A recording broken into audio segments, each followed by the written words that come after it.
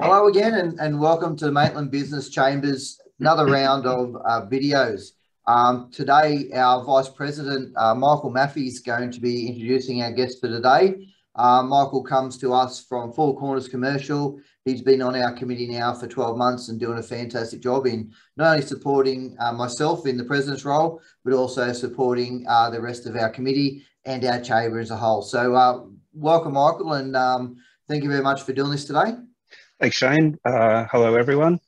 Today I'm welcoming the Chief Executive Officer of Early Links, Sue French, and the Communications and Marketing Manager, Gav Rae, from Early Links. So welcome to the video, guys. And can I ask, how long's Early Links been operating? Early Links has been operating in the community for near on 40 years now. We've had a couple of name changes along the way, including our recent rebranding to just Early Links. We're really proud of the fact that we've been operating for such a long time in this lower and upper Hunter community. Oh, that's fantastic. 40 years. I bet no one knows that you've been around for that long. That's just awesome. And specifically, what areas do you operate in? I believe you're in the NDIS space, and you're a charitable organisation. So what areas in that space do you actually operate?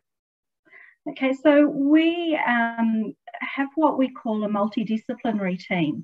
So it's a team of therapists and therapists of every description. So we have speech pathologists and occupational therapists, physios, psychologists, dietitians, our early childhood specialist teachers. We also have a creative team, a creative arts team, including music therapists and art therapists. So that's a little bit unique Yes. for our region, and it's a team that we've recently launched and we're very proud of.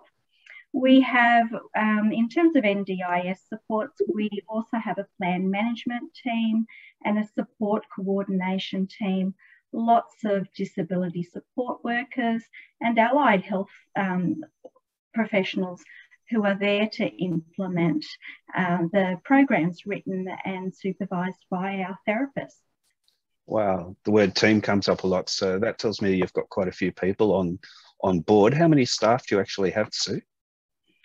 A little over 200, including our casuals and full-timers and part-timers. A very, very diverse team. Lots and lots of experience, years of experience, so very diverse. Absolutely. Wow, 200 plus. That again is a number that I'm sure a lot of people have no idea that Early Links is of such a size and reach in the lower and the upper Hunter. That's fantastic. COVID has been interesting for a lot of businesses, and I guess how has Early Links pivoted, which is the buzz phrase, I guess, of the times, pivoted to cope with the way that you do business? This time around, it's been particularly tough, and I think it's been tougher because when we first launched into lockdown, the length of time that we thought we would be operating in lockdown was a little unknown. So if you remember right back to the beginning, it was a week and then 2 weeks, and we had a date and we were all ready to come out of lockdown, and no, we got extended. So I think it's been tough this time, tougher than last. Our team have pivoted, to use that word again, really well and really quickly. And it really is an absolute credit to their being absolutely courageous in everything that they do. They are willing to give anything a go and support each other so readily. And that's made this transition to this lockdown a whole lot easier and a lot more successful for us, because the staff have just been there to teach one another the skills of telehealth, to teach one, to share resources and to share different programs that they're using, and they're also there to laugh when things go wrong and just to make light of it. So it has been quite successful, but still a bit hard, a bit tricky too. Excellent. And I'm guessing telehealth, you mentioned, involves technology. So I'm guessing face-to-face in a lot of cases is no longer something that you can do. So telehealth and technology play a big part in what your functions now, how they actually operate and so forth. Is that something that your staff embraced early on, or is that something you had to encourage them to do? Certainly didn't need to encourage it. Everybody was very mindful that this was what needed to happen. We made the decision to pursue telehealth wherever we possibly could, simply because a lot of the clients that we work with have their own health issues. Our staff were very mindful that we wanted to keep our staff safe. And we knew that telehealth was an option that could help us do that. Whilst we all went through that process of getting vaccinated and learning about how else we could provide that safe environment. So telehealth was a great option for us. Some of the people we worked with embraced it really quickly and really readily. Others, it wasn't the best option for them. They didn't want to jump back in. But now as things are starting to open up, we're ready to re-engage with those families and jump back in. Fantastic. Shane? So just, I'm going to jump in with a couple of questions here. Sorry, Mike, to leave you to there. So, sorry, guys. So what do you think has been, a lot of people I've done these videos with who have spoken about pivoting and whatnot. Resilience, it should be the word that we should be throwing around a lot more. One, for a company that's been around for 40 years, 200 plus employees, and then to pivot, it takes a lot of resilience to take on all the challenges, to do what you guys do. And can we touch a little bit on the culture that you guys have? Because the culture must be fantastic to have such a large organisation, to be around for so many years. Do you want to share a little bit about that and give us a bit of info on that? Yeah, absolutely. It's a very, very positive culture with a can-do attitude. So we regularly ask each other, well, why not? Why can't we do that? There's always a solution. We just haven't found it. So that staying connected whilst we're all in isolation, if you like, has been really important.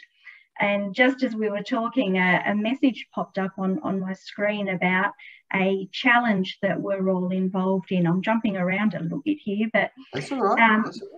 One of the things that we've stayed very, very true to is collaboration. And we reach out to other organisations who are similar to us.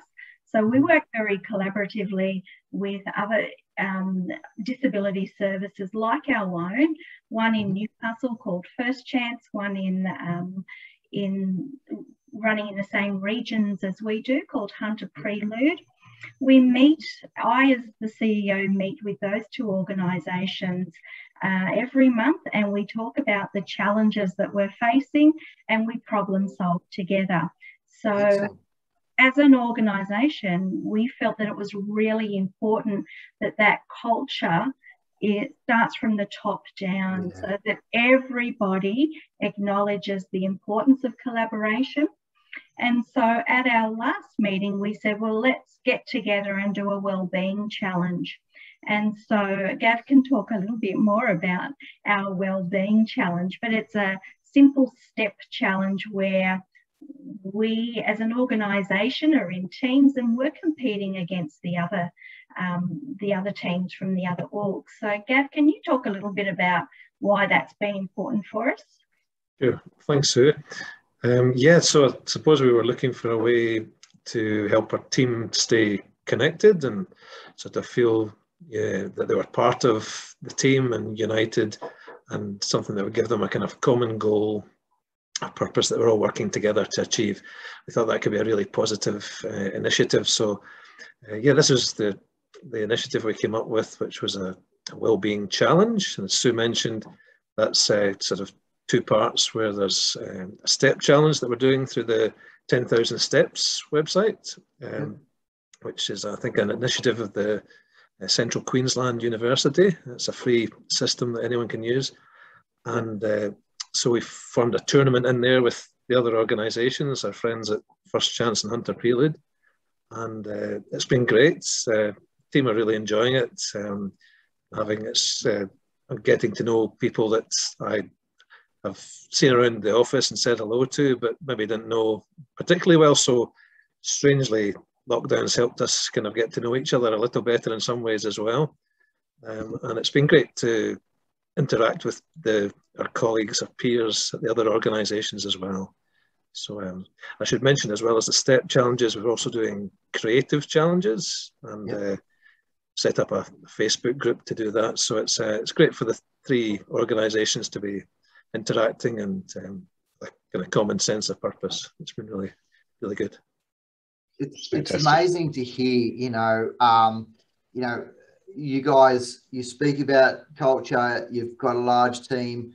And not you, but culture as a whole starts at the top, and it's infectious, and it flows all the way through throughout the team. And what I was especially impressed about was you spoke about, even in a time where everyone's facing troubles and not trouble, but difficulties and struggles and all that sort of stuff, you're actually connecting even deeper with your team and solidifying the culture at its core, and so top is connecting with bottom, and there's no one being left behind. So tip my hat to you guys and congratulate you on doing that. And it's never easy. But as organisations get bigger and bigger, for you guys to be able to do that, manage it and live it, that should be commended, and you guys should be proud of what you're doing. And I'm sure you are. It's always, for me, when I talk with organisations and other businesses doing fantastic things like that, I like, how do we share that? How do we get other businesses to learn about bringing stronger culture into the business and how important it is? Because today, more than ever, culture within business and connectivity is forever increasingly being more important. People just don't want to go to work for someone and just get a paycheck. People want to go to work and feel fulfilled and feel they're doing the right thing and feeling appreciated, which I'm, from what we see here, you guys are not just talking about it, you're living it and demonstrating it. Thank you. So what I want to do is take the conversation a little bit along the roads of, you're, as a business whole, have been faced with some financial issues like everyone else due to COVID lockdowns and restrictions of trade and stuff like that. Has there been any state or federal financial packages that have been made available that assist you guys during these times, or at your core, you guys have got it pretty well sorted? Yes, there certainly has. It's been a tricky space to work in because information, it's a little bit like a drip filter. It changes regularly, and so that's, I'm being really nice here. No, that's all right. What we've found is that we've really had to search for information and then keep on searching because the information keeps getting tweaked. So we put ourselves in a really strong position right from the outset in finding that information, making the applications for JobSaver, talking to our staff about the expectation that some of the people that we work with will disengage just for a little bit whilst whilst we go into lockdown. So that work may be a little bit like a roller coaster, and it's going to be stressful. So we talk to our staff about if we found that might be the case, that we would access the disaster payment, or we would encourage staff or provide that opportunity for staff, so that we could take the stress of our finances away from them, because we want our team to come out of lockdown really strong. We want them to come out and be ready to thrive, because really they've been thriving in lockdown with our creative challenges. We want them to be really strong coming out. So yes, we did access JobSaver.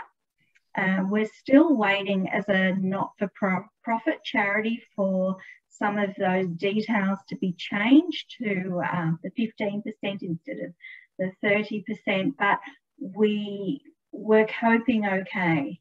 Yeah. And I think it's because the staff were so quick and ready to adapt to a different environment. Yeah. And look, that comes from strong leadership as well. You know, if there's certainty around leadership, then staff have certainty around what their role is, and that plays a big role in being able to pivot and move on things when they need to be moved on. So you've touched on a couple of things that we're going to ask some questions around. So what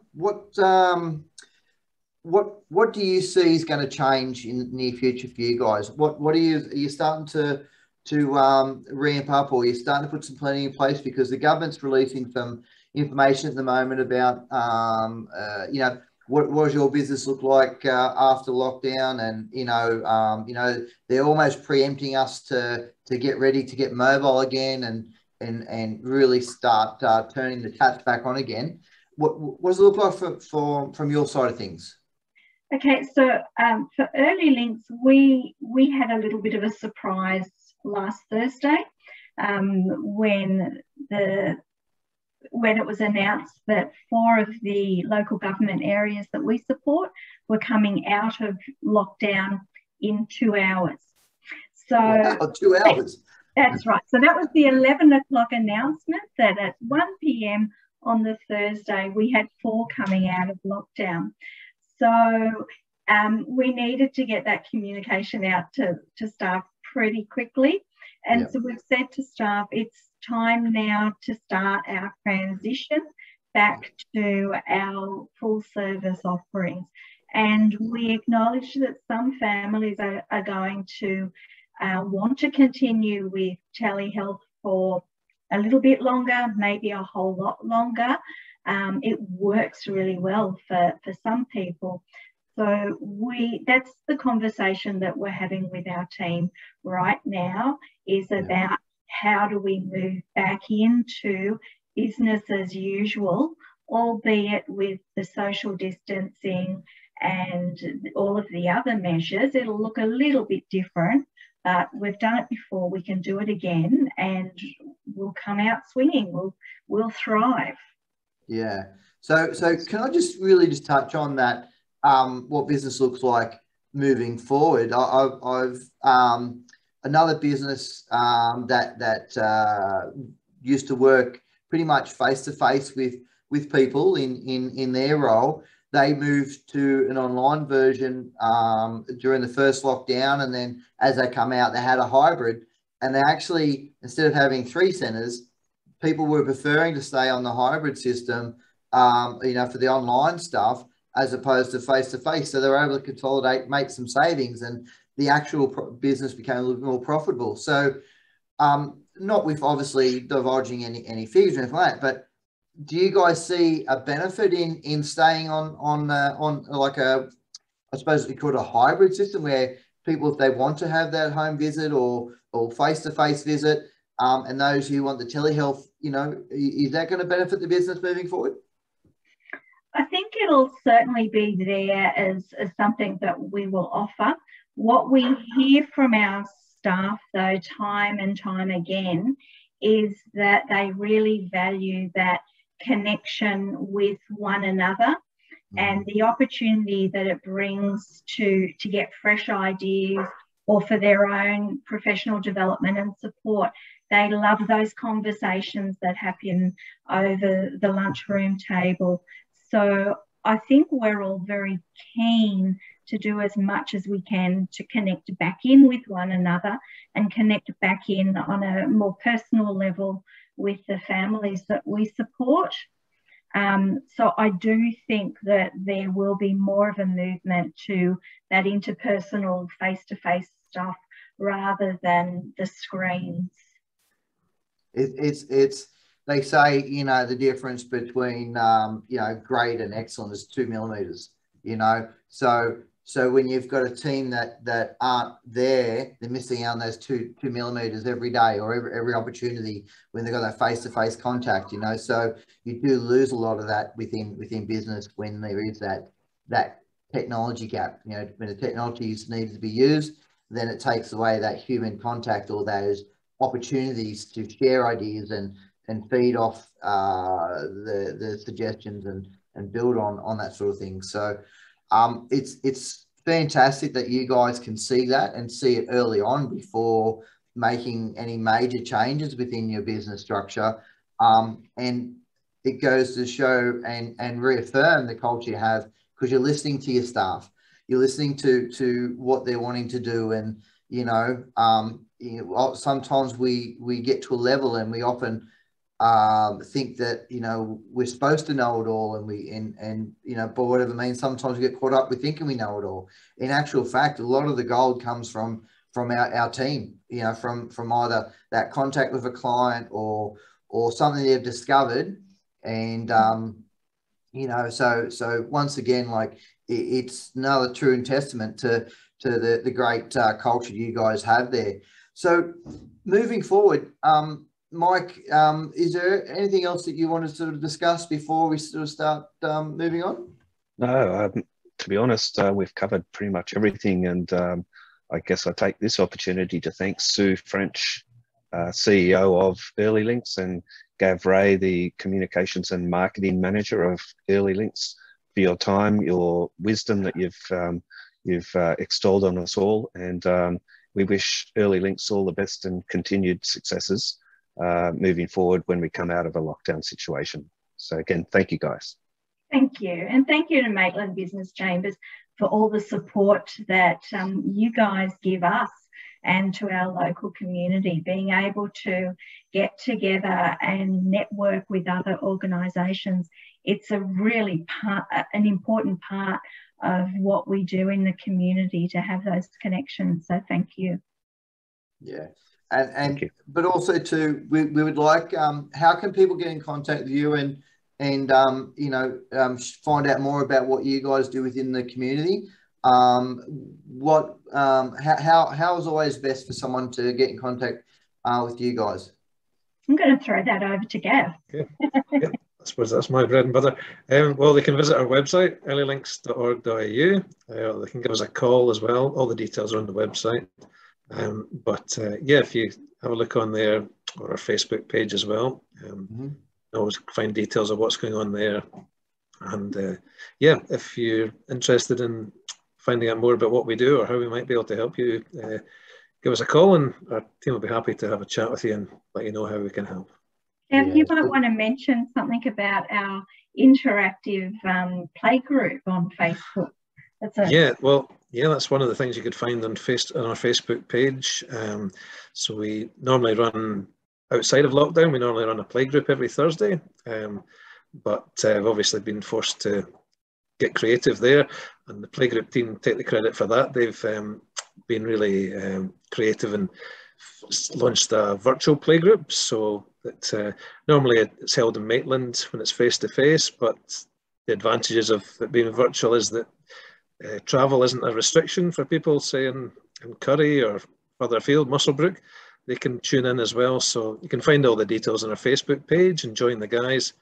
And they've got all kinds of fun with dress-ups and sing-songs and all sorts of fun to keep the kids entertained while they're at home and give mum and dad a break, perhaps. Fantastic. Excellent. Excellent. Yeah. All right. So what we're going to do is we'll attach your website and Facebook details in our link in our YouTube videos. Once again, from myself and the team at the Maitland Business Chamber, thank you very much for everything you guys do in our community, but also making yourselves available, because you know you guys got a lot to do. You are very busy, and things don't operate by themselves. And we generally like and appreciate you taking the time, because there's little bits of gold that someone out there mightn't have thought of in their own business. Like, oh, okay, radio, I can take that, or I might try that, you know, because it's the difference between being able to see the gold to after the fact going, oh, it was already there, but it's too late, you know. So thank you so much. I really appreciate it. And once again, if you'd like to get in contact with the team at Early Links, the links are below. You can see on the screen at the moment, earlylinks.org.au, and the team there would be able to help you. Thank you very much, and we'll catch you next time. Thank you. Bye.